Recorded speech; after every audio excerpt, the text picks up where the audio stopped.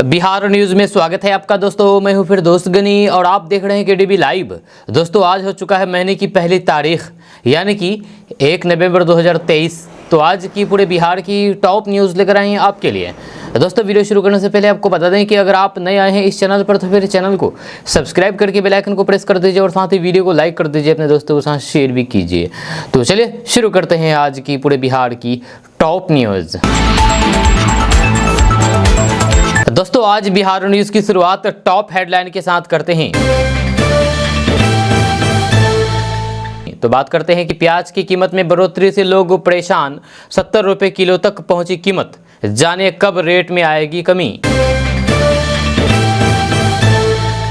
इस दीपावली आपको नहीं मिलेगा नकली मिठाई, सरकार ने उठाया बड़ा कदम। शिक्षक बहाली में नीतीश तेजस्वी ने युवाओं के साथ किया बड़ा मजाक, कुशवाहा का बिहार सरकार पर अटैक। नीतीश सरकार ने 14 राज्यों के शिक्षक अभ्यर्थियों को दे दी नौकरी, जितन राम मांझी बोले आपसे अच्छे तो बड़े भाई थे। बिहार में बाल विवाह, नशाबंदी और दहेज प्रथा को लेकर के लोगों को जागरूक किया जाएगा, नेहरू जयंती पर लगेगी बाल सभा। बिहार की एक जामा मस्जिद ने कर दिया कमाल, कोचिंग से बने 15 टीचर, उनमें 7 बेटियां। 3 नवंबर से सताएगी सर्दी, दीपावली तक बढ़ जाएगी ठंड। गृह मंत्री अमित शाह के बिहार दौरे पर क्यों नहीं चल रहे हैं जेडीयू के तीर। 75% अटेंडेंस को लेकर के बिहार में छात्रों का बवाल। अब इन लोगों को नहीं मिलेगा फ्री राशन, सरकार ने लिया है बड़ा फैसला। सरकारी मदद से शुरू करे फलों और फिर सब्जियों की पैकिंग का बिजनेस, हर महीने होगी अंधाधुंध कमाई। शिक्षक बहाली में फर्जीवाड़े पर बीपीएससी का एक्शन, 5 साल परीक्षा नहीं दे सकेंगे ये 20 अभ्यर्थी। उबर खाबर जमीन पर करनी है खेती तो ये मशीन है बड़े काम की, सरकार दे रही है इस पर 1 लाख से ज्यादा की सब्सिडी। बिहार में महिलाओं का संकोच हुआ कम, 850 थानों में महिला हेल्प डेस्क का गठन, 3 महीने में दर्ज कराए 6436 मामले। नवादा में बैंक का सफाई कर्मी निकला साइबर अपराधी, ऐप के जरिए फर्जी अंगूठा बनाकर के लोगों के खाते से करता था निकासी। लोकसभा चुनाव से पहले जेडीयू में भूचाल, इस जिले में एक साथ 6 नेताओं के इस्तीफे मंजूर। सहरसा से फारबिसगंज के बीच ट्रेन चलाने की तैयारी में जुटा रेलवे, जाने कब से चालू होगा रेलखंड। नीतीश कुमार अब न घर के और न ही घाट के, भाजपा नेता ने सीएम नीतीश कुमार के लिए कही कटु बातें। दोस्तों अब बात करेंगे विस्तार से। तो बात करते हैं कि बिहार में प्याज की कीमत में लगातार बढ़ोतरी देखने को मिल रही है, जब 15 दिनों में ही इसकी कीमत में 2 गुना तक इजाफा हो गया है और इसकी कीमत 70 रुपए किलोग्राम तक पहुंच चुकी है। जब थोक मंडी में प्याज 50 से 52 रुपए प्रति किलो और खुदरा में 60 से 70 रुपए प्रति किलो बिक रहा है। जब प्याज के थोक कारोबारियों का कहना है कि बिहार में महाराष्ट्र, मध्य प्रदेश, दक्षिण भारत और फिर राजस्थान से प्याज आता है, लेकिन पर्याप्त वर्षा नहीं होने यानी कि बारिश नहीं होने से फसल देर से मंडी में पहुंचेगी। नई फसल छठ के बाद ही आएगी। मिली जानकारी के अनुसार नवरात्र से प्याज की कीमत बढ़नी शुरू हुई थी, या उससे पहले थोक मंडी में प्याज की कीमत 28 से 30 रुपए जबकि खुदरा बाजार में 35 से 40 रुपए प्रति किलो थी। लेकिन नवरात्र समाप्त होने की थोक मंडी में प्याज की कीमत 50 से 52 रुपए और फिर खुदरा बाजार में 60 से 70 रुपए तक पहुंच गई। थोक कारोबारी प्रवेश कुमार ने बताया है कि फिलहाल थोक मंडी में अब प्याज की कीमत में अधिक उछाल होने की संभावना नहीं है, कीमत में कमी आएगी। दोस्तों बिहार के पूर्णिया से चोरी करने का एक हैरान कर देने वाला मामला सामने आया है।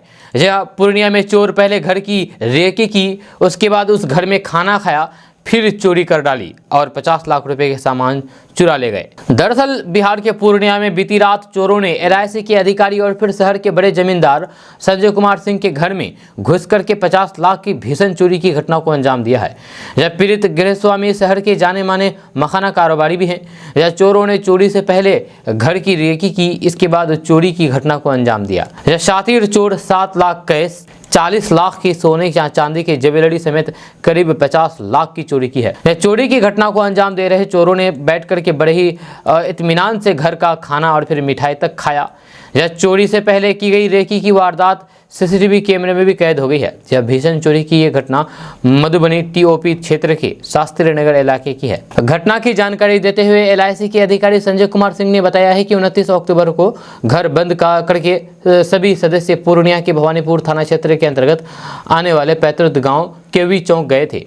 जब पैतृक गांव में गृह प्रवेश का कार्यक्रम था। इसी दिन रात करीब 8:44 में 4 बाइक सवार 6 से 8 चोरों ने घर की रेकी की। इसके बाद बारी बारी से वे घर में घुसे।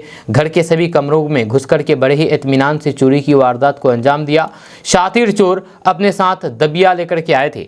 जब चोरों ने वारदात को अंजाम देने से पहले घर के फ्रिज में रखा मिठाई और खाना तक खाया। उसके बाद चोरी करके बड़े ही आराम से 50 लाख रुपए चोरी करके निकल गए। दोस्तों बात करते हैं कि सरकारी स्कूलों में 75% अटेंडेंस अनिवार्य किए जाने के बाद बिहार की सरकारी स्कूलों से लाखों छात्रों के नाम काटे जा चुके हैं। जब स्कूल कॉलेजों से 20 लाख से ज़्यादा छात्र छात्राओं के नाम भी काटे जा चुके हैं। जब वैशाली के हाजीपुर टाउन हाई स्कूल में पढ़ने वाले 47 बच्चों का नाम काटा गया तो फिर छात्रों ने इस आदेश के खिलाफ हंगामा ही कर दिया। नाराज स्टूडेंट ने बांस बल्ली के साथ सड़क जाम कर दिया। बाद में नगर थाना पुलिस मौके पर पहुंची और फिर समझा बुझा करके जाम खुलवाया। इसके बावजूद भी काफ़ी देर तक बच्चे स्कूल के गेट पर हंगामा करते रहे। जहाँ कई बच्चों के पेरेंट्स भी स्कूल के शिक्षकों के साथ इस विषय में तू मैं करते दिखे। हंगामा कर रहे छात्रों के अनुसार वे DM ऑफिस के पास गए थे कचहरी। जब वहां से बोला गया है कि हम फोन करवा देंगे तो तुम्हारा एग्जाम हो जाएगा। यहाँ आए तो फिर नहीं होने दिया। जब फिर DM ऑफिस गया तो फिर वही बात बोला गया। जब कल हम लोगों का लास्ट एग्ज़ाम है, अगर नहीं दिया जाएगा तो फिर हम लोग एग्ज़ाम में भी नहीं दे पाएंगे। जब हम लोगों का साल पूरा बर्बाद हो जाएगा। छात्रों का आरोप है कि कुछ भी थोड़ा सा भी गलती होता है तो फिर नाम काटने का धमकी दे देते हैं या स्कूल से निकालने की धमकी दे देते हैं। पढ़ाई भी ढंग से नहीं होता है। 75% अटेंडेंस के लिए हम सब बच्चों के नाम काट दिए गए। दोस्तों बात करते हैं कि देश के गृह मंत्री अमित शाह एक बार फिर से 5 नवंबर को बिहार के दौरे पर आ रहे हैं, जिसकी तैयारी को लेकर के बिहार बीजेपी ने अपनी पूरी ताकत झोंक दी है। जब मुजफ्फरपुर के पताही में अमित शाह की रैली होने वाली है, जहां से अमित शाह आने वाले लोकसभा चुनाव को लेकर के न सिर्फ बिगुल फूकेंगे बल्कि बीजेपी के नेताओं और कार्यकर्ताओं को साफ साफ संदेश भी दिया जाएगा, दे करके जाएंगे कि आने वाले लोकसभा चुनाव में उन्हें किस लाइन पर चलना है।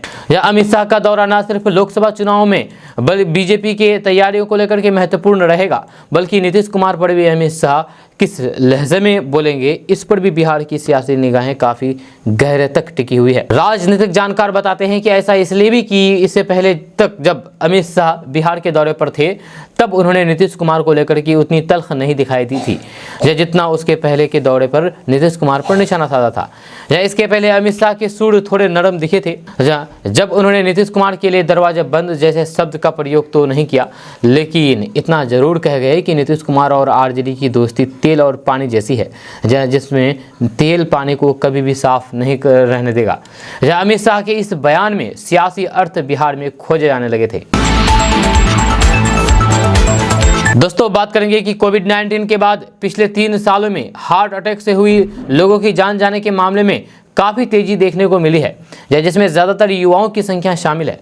अक्सर युवाओं के अचानक हार्ट अटैक से जान चले जाने का वीडियो भी सोशल मीडिया पर जम करके वायरल होती रहती है।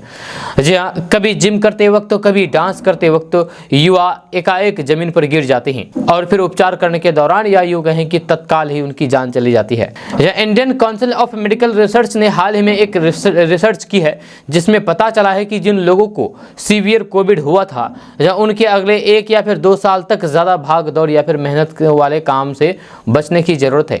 या कई डॉक्टरों के अनुसार कोविड के दौरान गंभीर संक्रमित मरीजों में हार्ट अटैक से जान जाने का रिस्क बहुत ज़्यादा था। हर वायरस फीवर के बाद प्लेटलेट का क्लाइंटिंग ज़्यादा हो सकता है। इसकी वजह से कोरोना के टाइम हार्ट अटैक या फिर स्ट्रोक के रेट बढ़ गए थे। इससे सीवियर कोविड में हार्ट फंक्शन पर असर पड़ता है।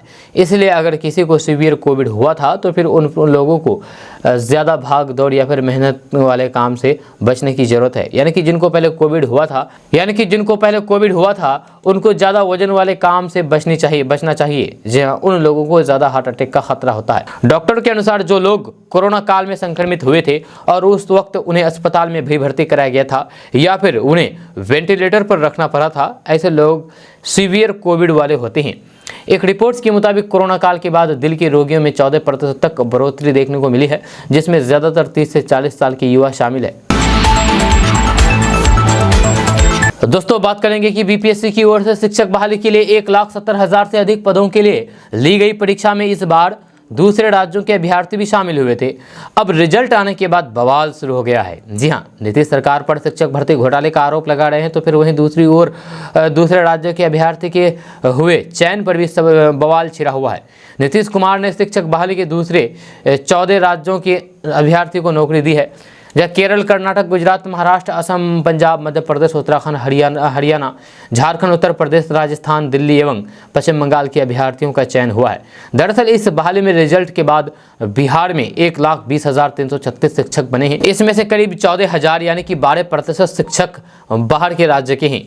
यह शिक्षक भर्ती परीक्षा कुल उत्तीर्ण अभ्यर्थियों में 88% बिहार से हैं। बताया जाता है कि कक्षा 9वीं से 12वीं क्लास तक के शिक्षक बनने के लिए एसटीईटी अवश्य था, जिसका आयोजन सिर्फ बिहार में ही होता है। इसके चलते 9वीं से 12वीं में दूसरे राज्यों के शिक्षकों का चयन नहीं हुआ है। जब प्राथमिक शिक्षक के रूप में कुल 72,000 चयनित हुए हैं, इनमें से 14,000 दूसरे राज्यों के हैं। इस पूरे मामले पर बिहार के पूर्व मुख्यमंत्री एवं हिंदुस्तानी अवाम मोर्चा के संरक्षक जीतन राम मांझी ने नीतीश सरकार पर जोरदार हमला बोला है। जी हाँ, सोशल मीडिया प्लेटफॉर्म एक्स पर उन्होंने लिखा है कि दुनिया को ज्ञान का प्रकाश देने वाला गया जिला फतेहपुर में सरकार को बिहारी अभ्यर्थी ही नहीं मिले, इसलिए यहाँ के बच्चों को पढ़ाने के लिए शिक्षक इंपोर्ट करके लाए गए हैं। दोस्तों बात करते हैं कि बिहार के मुख्यमंत्री नीतीश कुमार का अब कांग्रेस प्रेम नजर आने लगा है। यह बिहार सरकार ने यह फैसला किया है कि अब बिहार में जवाहरलाल नेहरू की जयंती के पर गांव में बाल सभा आयोजित करवाया जाएगा। इसमें मुख्य रूप से बाल विवाह, नशाबंदी और दहेज प्रथा को लेकर के लोगों को जागरूक किया जाएगा।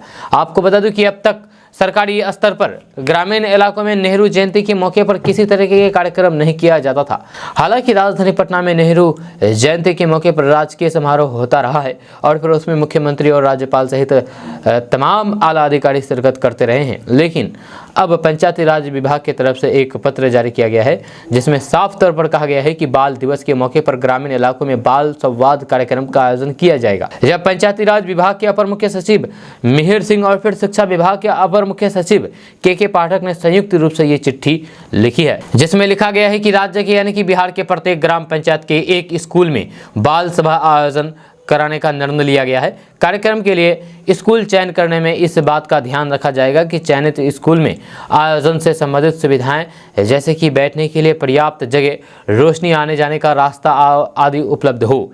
यह सरकार ने बताया है कि राज्य सरकार की तरफ से ग्राम पंचायत के 18 वर्ष से कम उम्र के बच्चे बच्चियां शामिल होंगे।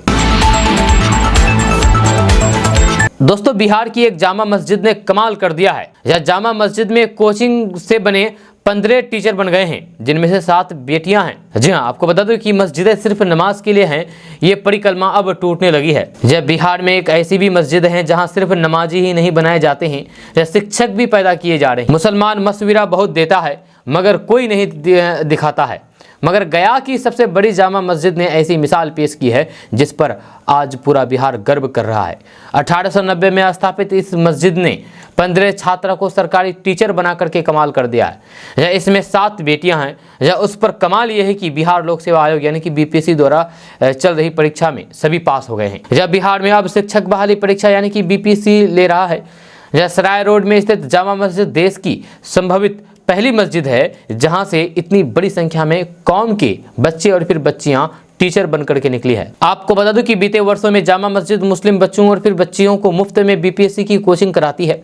यह टीचर में पहली बार प्रयास किया और सफल रही। Jama Masjid BPSC coaching centre से शिक्षक बहाली में सफल होने वाले परीक्षार्थी मोहम्मद तनवीर, साकिब अंसारी, इमरान आलम, मोहम्मद अली जौहर, शगुफ्ता राहत, राफिया परवीन, रिफत नईम, रौनक जिया, मोहम्मद शाकिर, वसीउल्लाह, आसफा खातून, साजिया परवीन, मोहम्मद अरशद, मोहम्मद अबुल हयात, नाहिद परवीन का नाम प्रमुख है। या इसमें 11 की बहाली 1 से 5 तक के छात्र छात्राओं को पढ़ाने के लिए, या 3 टीचरों की बहाली 9 से 10 क्लास के, और फिर 1 की बहाली 11 से 12 कक्षा के लिए हुई है। कामयाब परीक्षार्थी में 7 बेटियां हैं। आपको बता दें कि अब बिहार में टीचर बनने के लिए आसान नहीं रह गया है। या शिक्षक बनने के लिए बीपीएससी की कठिन परीक्षा से गुजरना पड़ता है।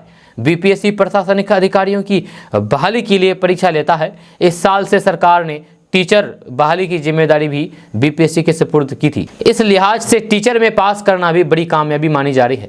इसी कोचिंग सेंटर से 3 लड़के दूसरे परीक्षा में सफल हुए हैं।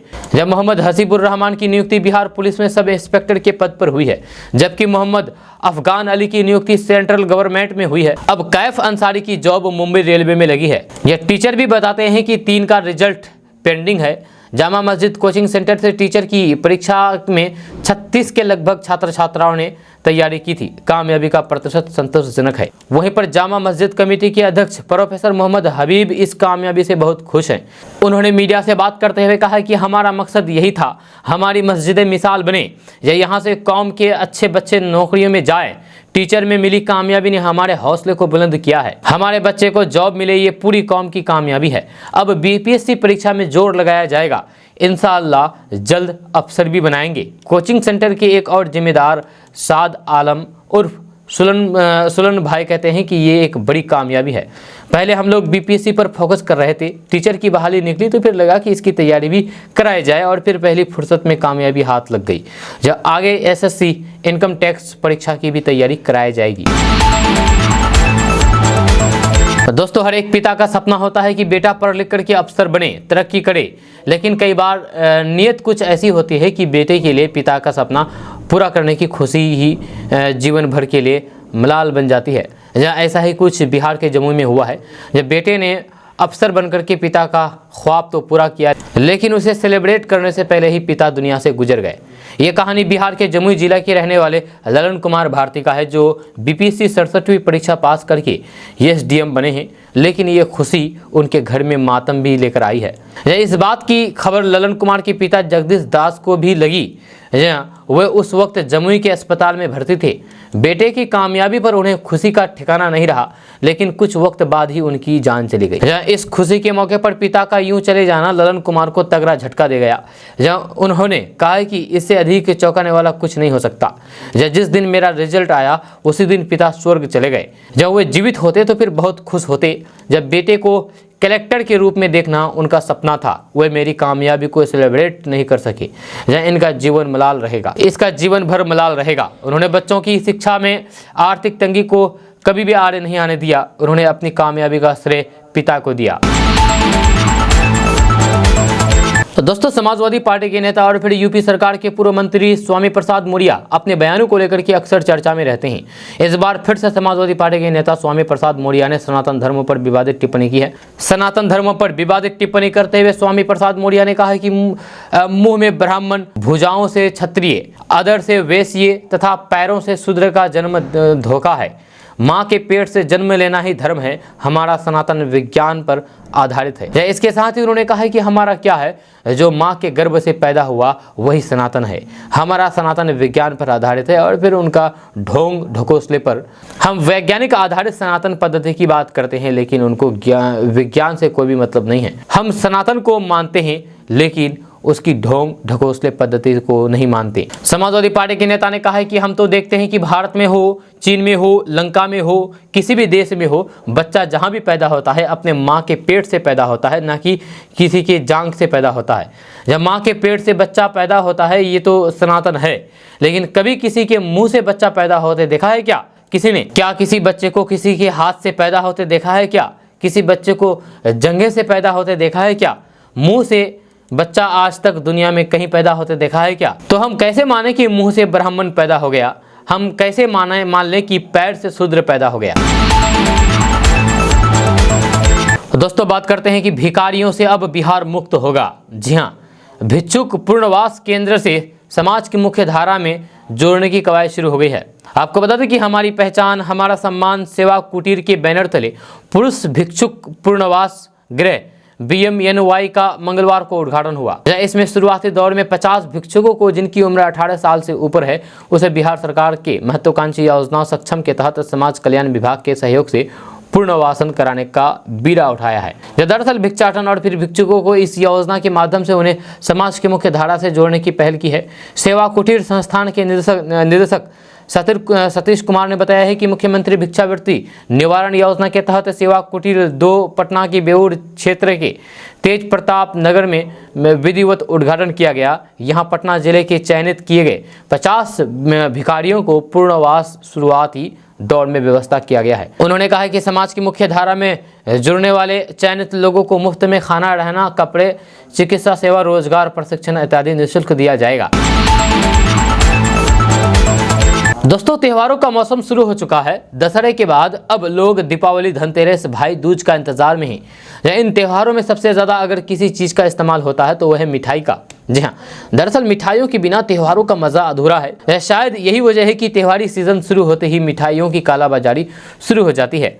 जब पूरे देश में नकली मिठाइयों का काला कारोबार शुरू हो जाता है, लेकिन इन त्योहारों में इस बार आपको नकली मिठाई की मुसीबत ना झेलनी पड़े, इसके लिए सरकार ने कमर कस ली है। दरअसल दीपावली के दौरान मिठाइयों में मिलावट की जांच करने के लिए भारतीय खाद्य सुरक्षा एवं मानक प्राधिकरण यानी कि FSSAI ने देश भर में अपने 4000 राज्य स्तरीय अधिकारियों को मिठाई खुदरा विक्रेताओं और फिर बनाने वालों की निगरानी तेज करने का निर्देश दिया है। इनको साफ कह दिया गया है कि जहां भी इस तरह का गोरख धंधा चल रहा हो उस पर कार्रवाई किया जाए। भारत में सबसे अधिक मिलावट दूध में की जाती है और फिर अधिकतर मिठाइयां दूध के उत्पादकों से बनती है। FSSAI के CEO जी कमाल वर्धन राव के मुताबिक आमतौर पर दीपावली के त्यौहार पर मिठाइयों की खपत बढ़ जाती है।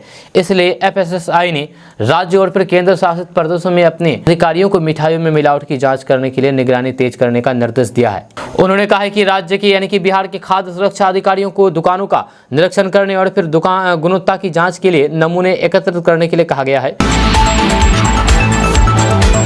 दोस्तों, बिहार में रहने वाले लोगों के लिए बड़ी खबर सामने आ रही है। ताज़ा रिपोर्ट्स के मुताबिक बिहार में अब सरपंच के द्वारा बनाया गया वंशावली मान्य नहीं होगा।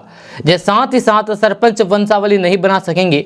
इसको लेकर के सरकार के द्वारा आदेश जारी कर दिया गया है। खबर के अनुसार बिहार में सामूहिक संपत्ति या फिर खतियानी जमीन में हिस्सेदारी निर्धारण करने के लिए वंशावली की जरूरत होती है।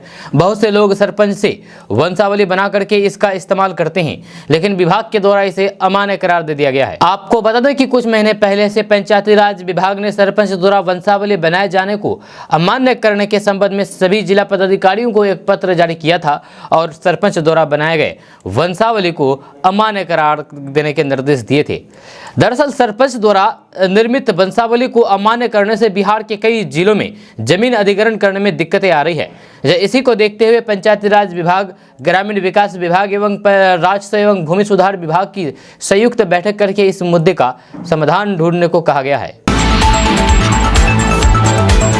देश के गृह मंत्री अमित शाह लगातार बिहार आ रहे हैं। इस बार वे हरित क्रांति, सफेद क्रांति और नीली क्रांति हो रही है, इसको लेकर के आएंगे।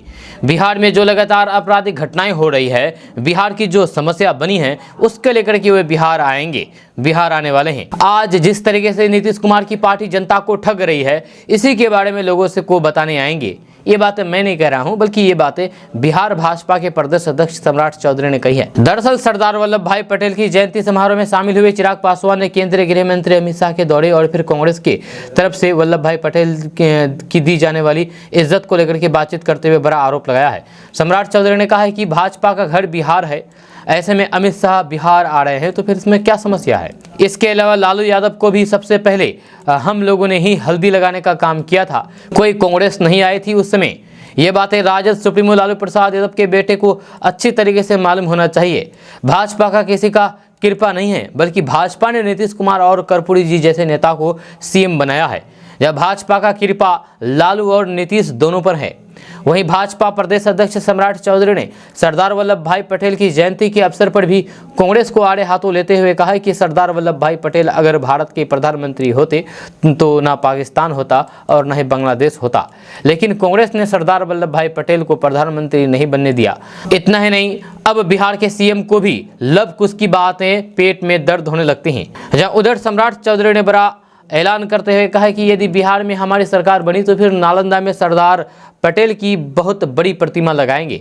जहां हम लोग सिर्फ अपने तक सीमित रहने वाले लोग नहीं हैं, आज जो खुद को लोगों के हितैषी बन रहे हैं वही सबसे बड़े सामंती हैं। लालू ने किसी को मौका नहीं दिया, बस अपनी पत्नी, बेटा और फिर बेटे को ही शपथ दिया। दोस्तों बात करेंगे कि देश के कई राज्यों में प्याज की कीमतें तेजी से बढ़ रही है। दिल्ली एनसीआर समेत कई शहरों में प्याज की कीमतें करीब 80 रुपये किलो तक पहुंच गई है। पिछले हफ्ते से प्याज की कीमतें दुगनी हो गई है। जहां एक समय प्याज 30 से 35 रुपये किलो बिक रहा था, वहीं अब 75 से 80 रुपये प्रति किलो तक बिक रहा है।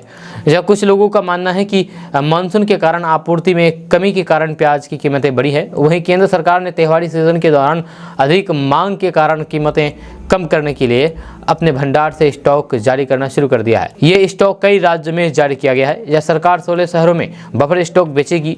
दीपावली से पहले ही प्याज के साथ साथ अन्य सब्जियों की भी मांग बढ़ गई है, जहां इसके चलते कुछ ही दिनों में प्याज के दाम दोगुने हो गए हैं, जबकि अन्य सब्जियों के दाम एक बार फिर से बढ़ने लगे हैं। एक रिपोर्ट के मुताबिक अधिकारी ने कहा है कि सरकार मौजूदा महंगाई पर लगाम लगाने के लिए अपने बफर स्टॉक से करीब 16 शहरों में प्याज बेचना जारी रखेगी। यह देश की राजधानी के खुदरा बाजार में प्याज की औसत कीमत 80 रुपये प्रति किलो बिक रही है, जो पिछले हफ्ते 60 रुपये और फिर 2 हफ्ते पहले 30 रुपये थी। वहीं पर प्याज की कीमत कम करने के लिए सरकार ने 28 अक्टूबर को न्यूनतम निर्यात मूल्य यानी कि MEP $800 तय कर दिया है। सरकार का कहना है कि इसे लगाए गए शुल्क के कारण उच्चतम कीमत से 5 से 9% की गिरावट आई है। जब महाराष्ट्र में प्याज की थोक कीमत 4.5% की गिरावट आई है। दोस्तों बिहार में शिक्षक बहाली को लेकर के घमासान थमने का नाम नहीं ले रहा है। एक तरफ जहां सरकार इसे अपनी बड़ी उपलब्धि बता रहे हैं, तो फिर वहीं विपक्षी दल शिक्षकों की नियुक्ति में फर्जीवाड़े का आरोप लगा रहे हैं। जीतन राम मांझी के बाद अब राष्ट्रीय लोक जनता दल के अध्यक्ष उपेंद्र कुशवाहा ने भी कहा कि नीतीश तेजस्वी की सरकार ने बिहार के युवाओं के साथ बड़ा धोखा किया है। उपेंद्र कुशवाहा ने कहा कि ऐसा लग रहा है कि जैसे बिहार सरकार ने बिहार के नौजवानों के साथ मजाक किया है। तेजस्वी यादव जब बिहार के डिप्टी सीएम नहीं थे तब बहुत घोषणा कर रहे थे, उनकी सरकार आएगी तो फिर बिहार में डोमिसाइल नीति लागू करेंगे और बिहार के युवाओं को नौकरी मिले, इसको लेकर के सुनिश्चित करेंगे। जब बिहार में अब उनकी सरकार है, लेकिन जो पहले से थोड़ी सी सुरक्षा थी राज्य के नौजवानों के लिए, उसे भी समाप्त करके ओपन फॉर ऑल कर दिया गया है, जिसका नतीजा हुआ है कि बिहार के युवाओं के बड़े पैमाने पर हकमारी हो गई है और पड़ोसी राज्य के युवा यहाँ आकर के नौकरी कर रहे हैं। उन्होंने कहा कि बिहार की सरकार ने पूरी तरह से राज्य के युवाओं के साथ खिलवाड़ किया है। जिस तरह से शिक्षक भर्ती परीक्षा का रिजल्ट आया है, बिहार के नौजवानों और शिक्षक अभ्यर्थियों के मन में परेशानी दिख रही है। यह सरकार आनंद फानन में काम करती है तो फिर नतीजा यही होता है। इतना ही नहीं, बहुत सारे लोग जो पहले से नौकरी कर रहे हैं उनके फिर से नियुक्ति पत्र देकर के सरकार दिखावा करना चाहती है। ऐसे हालात में बिहार की सरकार पूरे अराजक माहौल में चल रही है। दोस्तों आज के समय में सभी लोग मोबाइल फ़ोन का इस्तेमाल करते हैं, लेकिन आए दिन मोबाइल की बैटरी फटने की घटना सामने आती है जो लोगों की चिंता बढ़ा देता है। ऐसे में सभी को उस संकेत के बारे में जानकारी होनी चाहिए जो मोबाइल की बैटरी फटने से पहले मिलते हैं। जब मोबाइल की बैटरी फटने से पहले 5 संकेत मिलते हैं। अगर आपका मोबाइल फ़ोन ज़रूरत से ज़्यादा गर्म हो रहा है तो फिर इसे नज़रअंदाज ना करें, क्योंकि कई रिपोर्ट में ये जानकारी मिली है कि जो मोबाइल ज़्यादा गर्म होता है उसके बैटरी फटने की संभावना भी ज़्यादा होती है। ये पहला कारण है। अब दूसरा कारण के बारे में अगर बात की जाए तो चार्जिंग के दौरान अगर आपका मोबाइल फोन गर्म हो रहा है तो फिर इसे नजरअंदाज ना करें, क्योंकि ऐसे फोन की बैटरी फट सकती है। वहीं पर तीसरे कारण के बारे में अगर बात किया जाए तो अगर आपके फोन की बैटरी फुल हो गई है या फिर फोन के बैक पैनल पर कोई ऊपर नजर आ रहा है, उभरा हुआ नजर आ रहा है, तो फिर इसे नजरअंदाज ना करें, ऐसी बैटरी फट सकती है। वहीं पर चौथे नंबर पर अगर बात किया जाए तो कई बार मोबाइल फोन के पानी में गिरने के बाद बैटरी में शॉर्ट सर्किट हो जाती है, इससे बैटरी फटने के चांस होते हैं। वहीं पर 5वें नंबर पर बात करें तो मोबाइल फोन के बार बार गिरने से भी बैटरी डैमेज हो सकती है और मोबाइल की बैटरी में आग लग सकती है। इसीलिए इन बातों का आप ध्यान रखें। दोस्तों मौसम लगातार बदल रहा है। मौसम विभाग के अनुसार दीपावली से पहले बिहार में ठंड बढ़ जाएगी। तापमान में 1 से 2 डिग्री तक गिरावट हर जिले में देखने को मिल रही है। आने वाले दिनों में बढ़ने की संभावना है। जहां बिहार में अभी न्यूनतम तापमान 18 से 20 डिग्री के आसपास रहा है, या 3 नवंबर से न्यूनतम तापमान 16 डिग्री के आसपास पहुंचने की संभावना है। अधिकतम तापमान फिलहाल इसी प्रकार रहेगी। मौसम विज्ञान केंद्र पटना के अनुसार बिहार के अधिकांश हिस्सों में धुंध के अलावा हिमालय के तलहटी क्षेत्र में सुबह के समय हल्के स्तर का छाया रहने का अनुमान है। जब पूरे राज्य में यानी कि पूरे बिहार में मौसम आमतौर पर शुष्क बना रहेगा, लेकिन सुबह शाम ठंड का एहसास होगा। जब बिहार में पछुआ और फिर उत्तर पछुआ हवा का प्रभाव सतह से औसत 5.8 किलोमीटर ऊपर तक बना हुआ है। जहाँ इसकी वजह से राज्य की यानी कि बिहार की हवा बदल चुकी है और फिर ये ठंड लेकर के आने वाली है। आज मौसम आमतौर पर शुष्क बना रहेगा। राजधानी पटना में अधिकतम तापमान 33 डिग्री सेल्सियस और न्यूनतम तापमान 19 डिग्री सेल्सियस रहने की संभावना है। आज 8 किलोमीटर प्रति घंटे की रफ्तार से हवाएं चलेगी और फिर आर्द्रता लगभग 45% रहेगी। दोस्तों बात करते हैं कि माउंटेन मैन का नाम तो आपने सुना होगा। जब माउंटेन मैन यानी कि दशरथ मांझी वो दशरथ मांझी जिन पर अब फिल्म बन चुकी है। दशरथ मांझी जो पहाड़ को चीर करके रास्ता बना दिया और उनका नाम Guinness book of world record में दर्ज हो गया और पूरे हिंदुस्तान में उनका नाम दर्ज है। लेकिन आज दशरथ मांझी के परिवार बहुत ही मुफलसी की जिंदगी जी रहे हैं। न खाने का सामान है, न मतलब कि रहने का कोई घर है। झोपड़ी सा घर बना हुआ है, जहाँ सूखा खाना खाया जाता है उनके परिवार, लेकिन उनका सुध लेने वाला आज कोई नहीं है। जी हाँ, आपको बता दें कि मांझी द माउंटेन मैन के नाम से बनी फिल्म में ने भले ही अच्छा बिजनेस किया हो और करोड़ों रुपए कमाए हो, लेकिन दशरथ मांझी का परिवार आज भी मुफलसी में ही जी रहा है।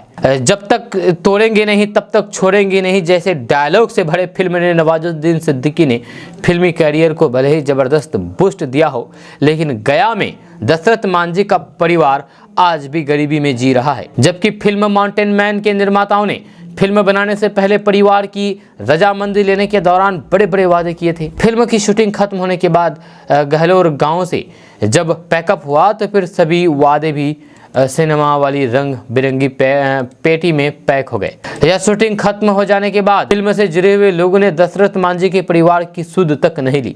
दशरथ मांझी के बेटे भागीरथ मांझी ने कहा है कि Manjhi the mountain man film बनाने वालों ने उनसे वादा किया था कि 2% रॉयल्टी देंगी।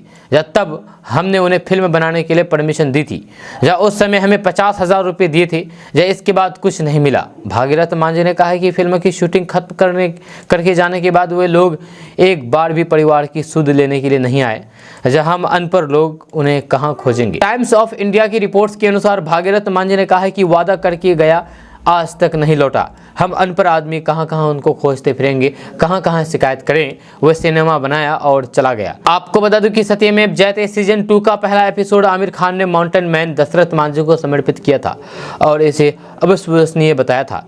सत्यमेव जयते सीजन 2 का वह एपिसोड बड़ा हिट हुआ था, लेकिन दशरथ मांझी के परिवार के लोगों की जिंदगी में कोई भी बदलाव नहीं आया। आज भी उनके परिवार के लोग मजदूरी करके अपना जीवन यापन कर रहे हैं और झोपड़ीनुमा घर में रहने को मजबूर है। इधर बिहार सरकार ने भी पहाड़ का सीना चीर करके रास्ता बनाने वाले दशरथ मांझी के परिवार की कोई भी खास सुध नहीं ली। जब उनके नाम पर दशरथ मांझी मार्ग और फिर उनके गांव का नाम भले ही मांझी नगर कर दिया गया हो, मांझी के नाम पर हर साल मांझी महोत्सव भी कराया जाता है। दशरथ मांझी बिहार और फिर बिहार के बाहर के लोगों के लिए भले ही महापुरुष सी पहचान रखते हो, लेकिन गहलोर गांव में आज भी उनका परिवार फूस की झोपड़ी में रहता है। उन्हें एक अदद प्रधानमंत्री आवास तक नसीब नहीं हुआ है। हाल के दिनों में दशरथ मांझी के बेटे और दामाद ने नीतीश कुमार की पार्टी ज्वाइन की थी। जानकारी के मुताबिक दोनों में से किसी को जेडीयू सुरक्षित सीट से लोकसभा चुनाव में भी उम्मीदवार बना सकते हैं, लेकिन आगे क्या होगा कौन देखने जाता है। लेकिन अभी तो ये लोग मुफलसे की ज़िंदगी जी रहे हैं, गरीबी की ज़िंदगी जी रहे हैं। नीतीश सरकार को ध्यान देने की ज़रूरत है। दोस्तों, बिहार में इन दिनों बदलते मौसम के साथ ही लोगों पर डेंगू का आतंक छाने लगा है। जब बात अगर छपरा की करें तो यहाँ डेंगू लोगों को खासा सता रहा है, या खास करके पुलिस वालों को। यही कारण है कि एक माह थाने के पुलिसकर्मी इन दिनों मच्छरों से डरे सहमे हैं और थाने में 24 घंटे मच्छर अगरबत्ती जला रहे हैं। दरअसल यहाँ थाने के पुलिसकर्मियों पर डेंगू का कहर टूट पड़ा है और थाना अध्यक्ष समेत 1 दर्जन पुलिसकर्मी डेंगू बुखार से पीड़ित हैं। पुलिसकर्मी अपनी सुरक्षा के लिए थाने में 24 घंटे मच्छर अगरबत्ती जला रहे हैं ताकि मच्छरों से बचाया जा सके। छपरा में डेंगू का प्रसार तेजी से हो रहा है। सैकड़ों लोग इस वक्त बीमार हैं, लेकिन पुलिस विभाग भी इससे अछूता नहीं है। जब सूत्रों की माने तो बिहार में लगभग 15,000 से अधिक मरीज इस साल पाए गए हैं, जो पिछले साल से काफी अधिक है। दोस्तों, अगर आप भी फ्री राशन ले रहे हैं तो फिर आपके लिए बुरी खबर सामने आ रही है। जब सरकार की तरफ से फ्री राशन लेने वालों के लिए एक और सख्त कदम उठाया गया है। अब सरकार ने कहा है कि लाखों लोगों को हम फ्री राशन नहीं देंगे। इसकी वजह भी सरकार की तरफ से बताई गई है। आप भी जान लीजिए कि कहीं आपका नाम तो सरकार की इस लिस्ट में शामिल नहीं है। सरकार ने बताया है कि जो भी अपात्र राशन कार्ड धारक फ्री राशन स्कीम का फायदा ले रहे हैं, उन सभी को इस स्कीम से तुरंत हटाया जा रहा है। फ्री राशन वाली सुविधा गरीबों और फिर जरूरतमंदों के लिए है, न कि सभी वर्ग के लिए। फिलहाल अब सरकार लाखों लोगों को चिन्हित कर लिया है जिनको फ्री राशन का फायदा नहीं मिलेगा। सिर्फ उत्तर प्रदेश और बिहार में करीब 10 लाख अपात्र कार्ड धारकों के नाम को चिन्हित कर दिया गया है। मीडिया रिपोर्ट्स के मुताबिक जो भी लोग अपात्र हुए हैं वो भी फ्री राशन का फायदा उन सभी का राशन कार्ड सरकार की तरफ से रद्द कर दिया जाएगा। पूरे देश भर में इसकी जांच की जा रही है। अब सवाल है कि किन लोगों को फ्री राशन नहीं मिलेगा। तो आपको बता दूं कि NFSA से मिली जानकारी के मुताबिक जो भी कार्ड धारक इनकम टैक्स भरते हैं या फिर फ्री राशन लेने के पात्र नहीं हैं, इन सभी लोगों को फ्री राशन सुविधा का फायदा नहीं मिलेगा। जहाँ सरकारी जानकारी के मुताबिक जिन भी लोगों के पास में 10 बीघे से ज़्यादा ज़मीन है, उन लोगों को भी फ्री राशन का फायदा नहीं मिलेगा। इसके अलावा जिन लोगों को अच्छा बिजनेस चल रहा है, जिन लोगों का यानी कि हर साल करीब 3 लाख से ज़्यादा पैसे कमा रहे हैं, उन लोगों को भी सरकारी राशन का फायदा नहीं मिलेगा। इस तरह से जो भी अपात्र राशन कार्ड धारक भी राशन सुविधा का फायदा ले रहे हैं, उन सभी के कार्ड को रद्द करने की तैयारी की जा रही है। जब कोरोना काल में सरकार ने गरीबों की मदद के लिए फ्री राशन की सुविधा शुरू की थी, जब कोई भी इंसान भूखा ना सोए, इस वजह से सरकार ने फ्री राशन की सुविधा शुरू की थी। देश भर में करीब 80 करोड़ लोग फ्री राशन वाली सुविधा का फायदा उठा रहे हैं। फिलहाल सरकार ने फ्री राशन की तारीख को बढ़ा करके 31 दिसंबर 2023 कर दिया है, लेकिन उम्मीद है कि इसको आगे और भी बढ़ाया जा सकता है। दोस्तों, आज का न्यूज़ बस यहाँ तक। कैसा लगा आपको नीचे कमेंट बॉक्स में कमेंट करके ज़रूर बताइएगा। अगर आप हमारे चैनल पर नए आए तो फिर चैनल को सब्सक्राइब करके बेल आइकन को प्रेस कर दीजिए और साथ ही वीडियो को लाइक कर दीजिए, अपने दोस्तों के साथ शेयर भी कीजिए। तो चलिए मिलते हैं फिर नेक्स्ट वीडियो के साथ। तब तक के लिए जय हिंद, जय बिहार।